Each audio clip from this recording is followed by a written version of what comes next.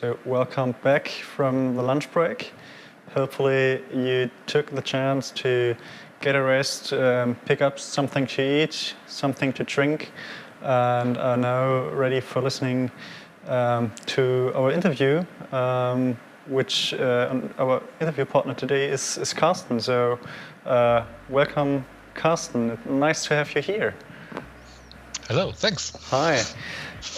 Carsten, maybe you can give an introduction to yourself, to the audience, maybe outside of the scope of your daily doing in the open source community and Sling. Maybe some private background information about you, and yeah, would be great to hear something like that.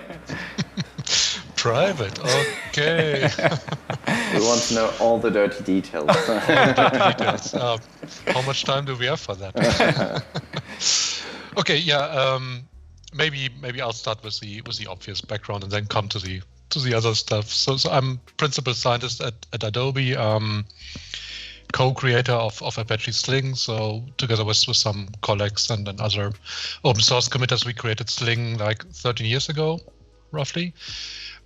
Maybe some interesting fun facts is that I'm already working with open source for a very long time. I'm trying to avoid dating myself, but it's a very, very long time. It was called public domain in those times, right, where you were sending floppy disks from one person to another to exchange code. It was very, very, very funny. So it goes way back to that. Other than that, I'm interested in architecture, so buildings and all that stuff. So not software architecture. Yeah. I mean, sometimes I'm interested in software architecture too, but I like exploring interesting buildings and those things. Cool. What's your favorite building if you're interested in architecture? Do you have something like that? So a building which you would say it's really, really beautiful in your opinion? I think the Burj Khalifa in Dubai is pretty great. It's also huge. Yeah, impressive building, yeah. Impressive, right. Yeah. But I also like the, I have to move to the other side, the Mandala Bay resort in Singapore, which is nice with a boat on top. So things like that. Yeah. Cool. Yeah, as I'm from Munich, and moving to Berlin and moving through the streets of Berlin, there are a lot of beautiful buildings, I have actually to say. So Munich is a nice city, but so from the architecture side, Berlin is much nicer, I would say. So maybe talking about architecture, we get back to software development. Well, probably we just go back to Carsten once more, as you've been working your way very well around what you're doing. You told us you're doing public domain and you did open source pretty much. So what are you doing at Adobe at the moment? Mm-hmm. Okay, yeah. So my official title is principal scientist, which is basically, let's call it an extended architect role. So I'm trying to coordinate the different teams that they align on the larger vision with respect to software and the architecture, helping them creating new ideas, POCs, writing white papers, all these things. And lately I'm focusing more on the application side of AEM, especially the developer experience, trying to make the experience even better than it is today. So looking into what tools can we provide, what processes, what mechanisms, and these things.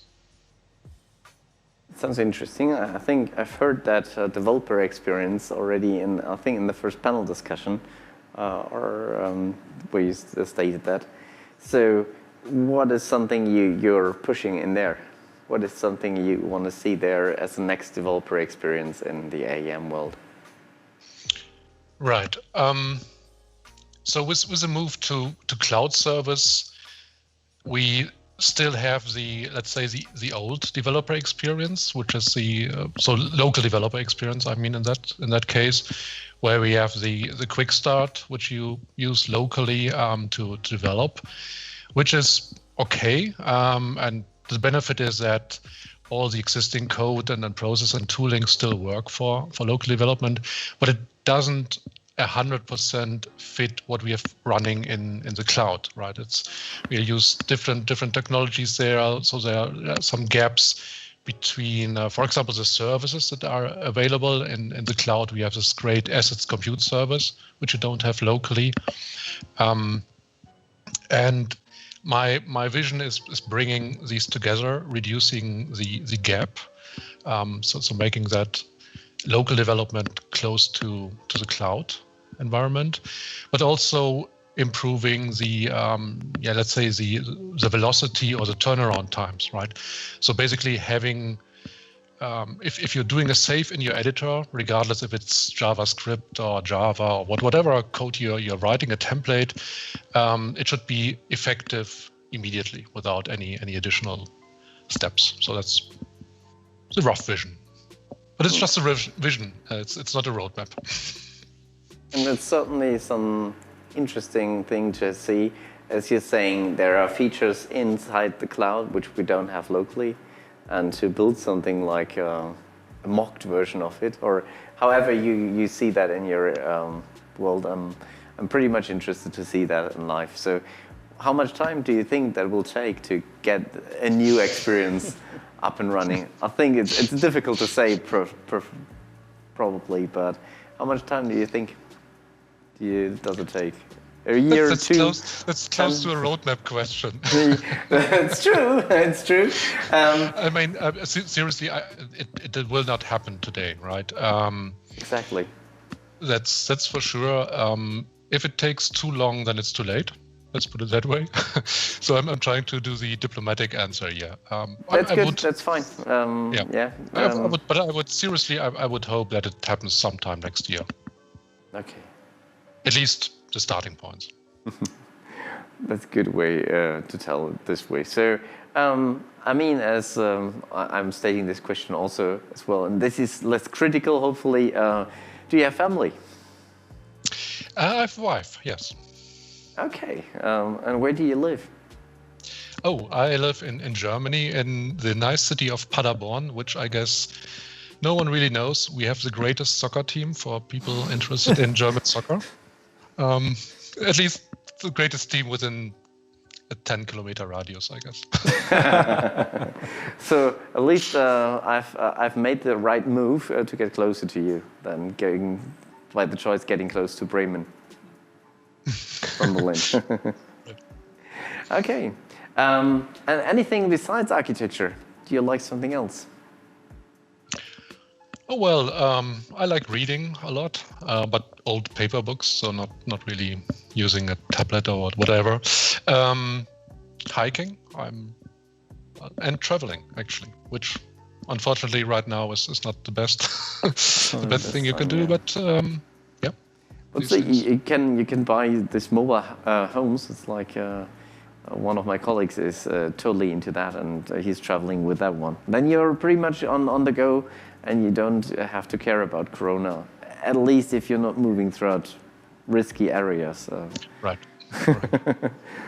Or you get an extra 2 weeks off. If you plan the route right. Then you can repeat that, right? Exactly. No, let's take it this way. So you just need to make the best out of it in that places. Technology-wise, how do you feel like, how does this adaptTo feel for you? I think it's quite interesting, I would say. To be honest, I mean, when we had the first discussions during the program committee meetings, I think it was in March or April, I believe we were thinking, right, what should we do with the adaptTo? Will it take place or not? Will it be virtual? And I was really skeptical that a virtual conference could work. But at that time, we didn't know the software or technology that is used now. And I'm actually surprised that is that nice. So I mean, with all the additional things around or beyond the talks, it's really great with the lobby, the networking thing, and so on. So it's good. I mean, it's still different. Good, yeah. Right. It's still different. It's a good replacement, but it's not a real replacement for a real conference. Definitely. But as you've been on that conference also for many years, I think, at least as long as I'm with it, I've seen your face, which is not that long. But do you know actually how many years you're with the adaptTo now? I think I attended all of them, as far as I know. Yeah. I hope my memory is correct on that. No, but seriously, I at least attended the first and the second, and I think all of them. Yeah, probably. Cool. That's cool. Which is fun. I mean, it's nice seeing the conference growing, right? It started like Stefan said yesterday in the beginning, right, in the small room with 30 or 40 people or whatever, and now it grew a lot over the years, which is great. What I like, if I meet new developers, is talking about funny stories in their career. So we had a chat about mistakes we did in our career, like deleting a server recursively, stuff like that. Do you have a funny outtakes of your work? Outtakes to share, maybe of your career? I actually have, yes, that's true.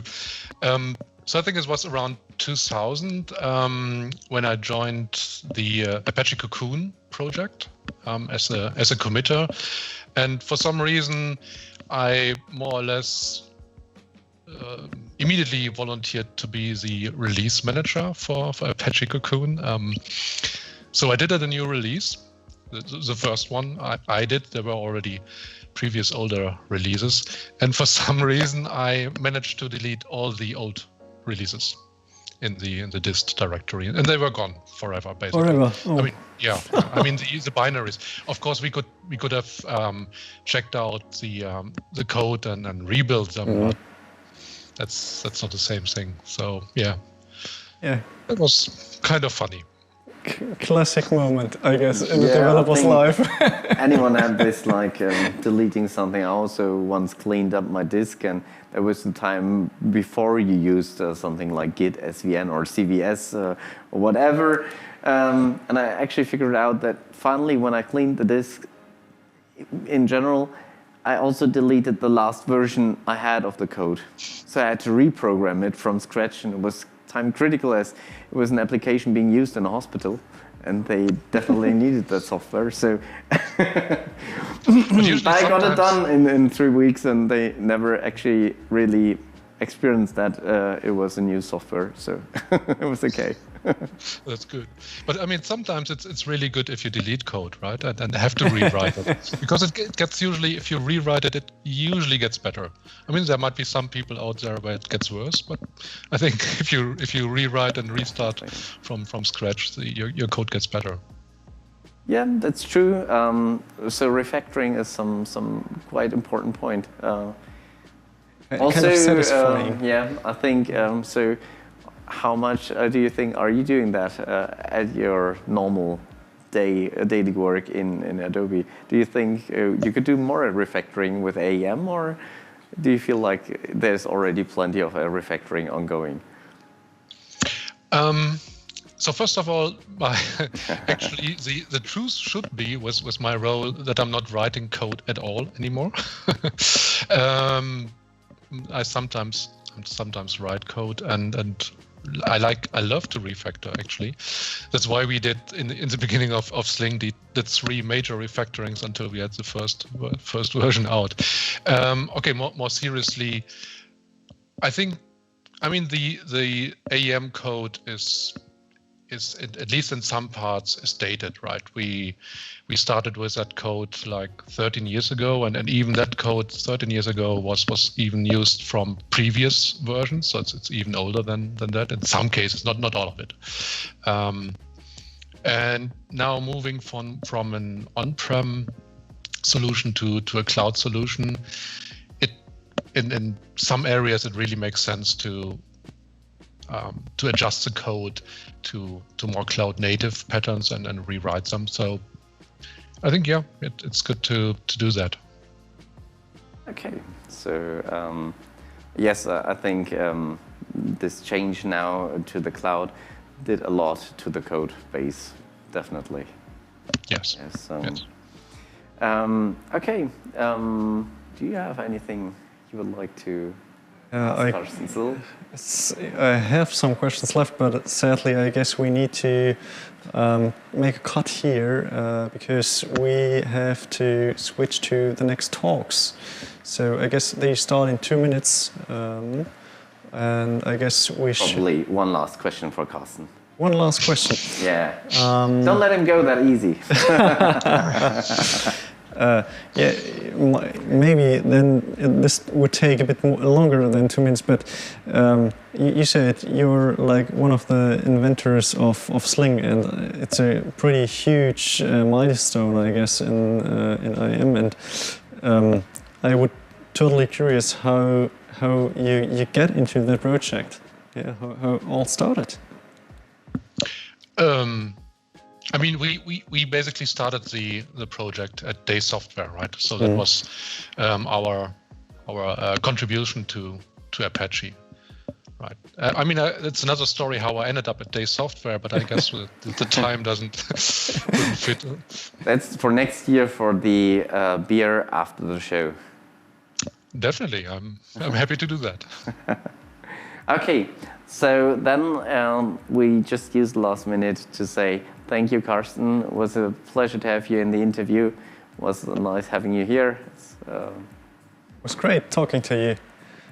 Thank you. And just for you, enjoy the rest of the day here at the adaptTo. I think it's still plenty of information upcoming for the rest of the day. So, and see you later today or tomorrow here on adaptTo.